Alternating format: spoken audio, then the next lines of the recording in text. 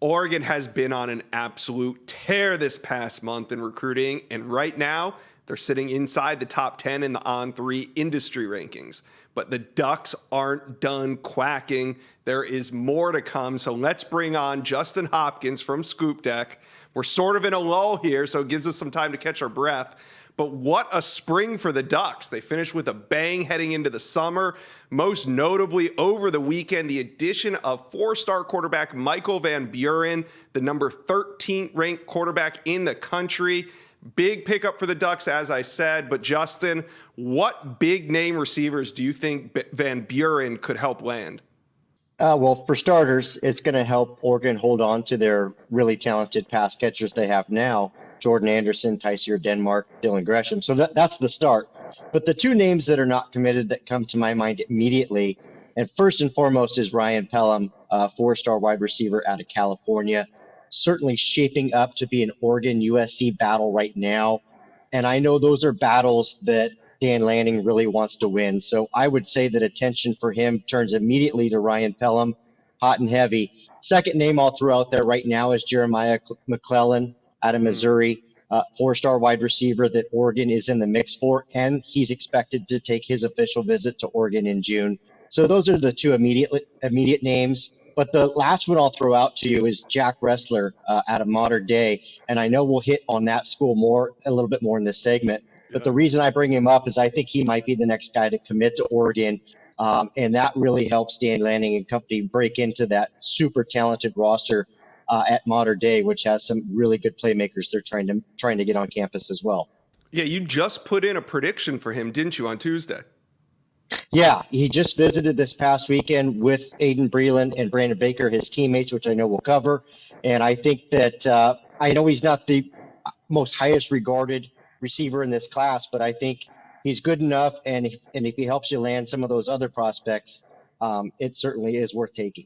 Yeah, absolutely. And we're going to get into that right now. But first, Oregon fans, do me a favor. Like this video and subscribe to the On3 YouTube page. We got some big quacks coming.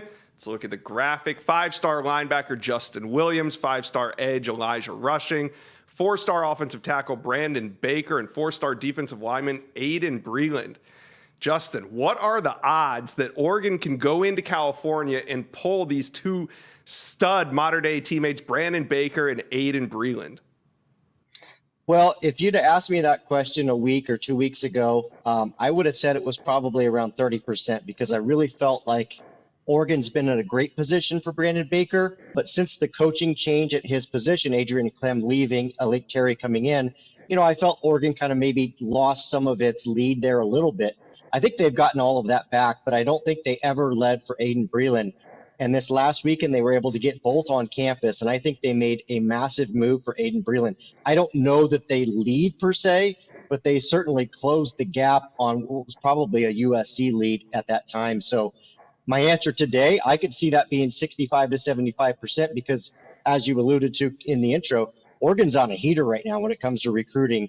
And you and I both know momentum kind of equals this snowball. Once you start getting some of these big guys on campus and they commit, everybody else wants to jump on board with that. So right now, Oregon has a ton of momentum. Yeah, and the reason I brought up these four names is because Oregon is trending with all four of them on the recruiting prediction machine, some more than others, but they are trending for all four of these stud recruits. So out of this group, who do you think could be the next to commit to Oregon? I would have to probably go with Brandon Baker. I do believe that he's always loved Oregon. His older brother played at Oregon. It's the school he's wanted to go to. Mm-hmm. Now, of course, things change and you grow up and dream school fades and you start getting into the business side of things. But I think that Baker has given Oregon every opportunity to recruit him and kind of make him feel the priority, and they certainly have done that.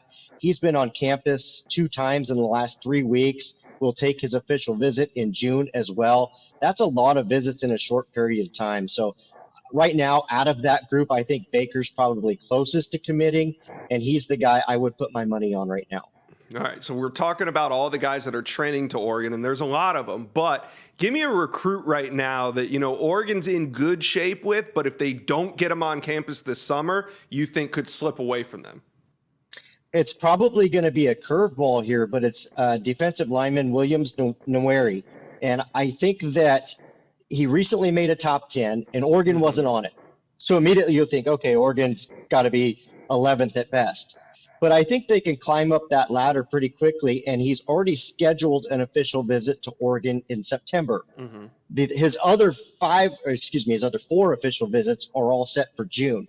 So I think that that's somebody that Oregon can make a late move on.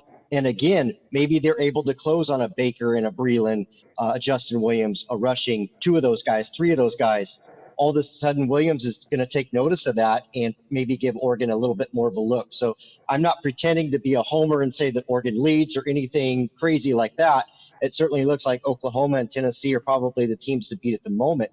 But I think I could see Oregon making a late surge. And to your point, if they don't get him on campus for that visit, they're probably cross out him of off it. the board. Number one defensive lineman in America. Got to get him on campus in the summer if you want a chance at him.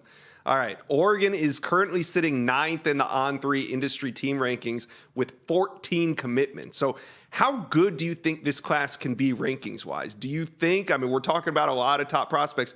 Do you think that Oregon has a real shot at a top 5 class?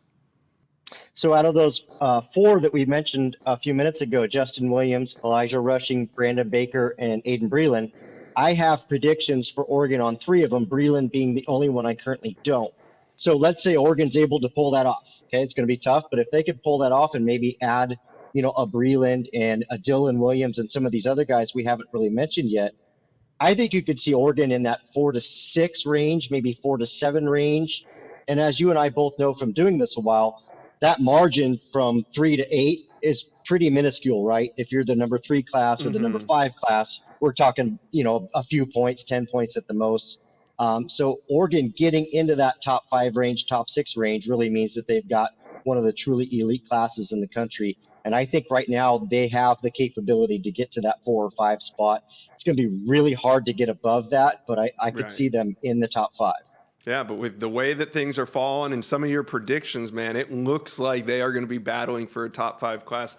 I love ScoopDuck too, especially Tuesdays. The one thing I know about Tuesdays is I'm getting tacos and I'm getting predictions on ScoopDuck. Why do you do predictions on Tuesday? So it's something I've done for a few years now, and I try and make 2 predictions. So the play on words is you write TWO for Tuesday, Prediction Tuesday. I love tacos. My kids all love tacos, so it goes hand in hand. I don't know how I came up with it, but it works, but we roll with it, right? Tacos and predictions, they go hand in hand. You heard it here first on the Inside Scoop. Thanks, Justin.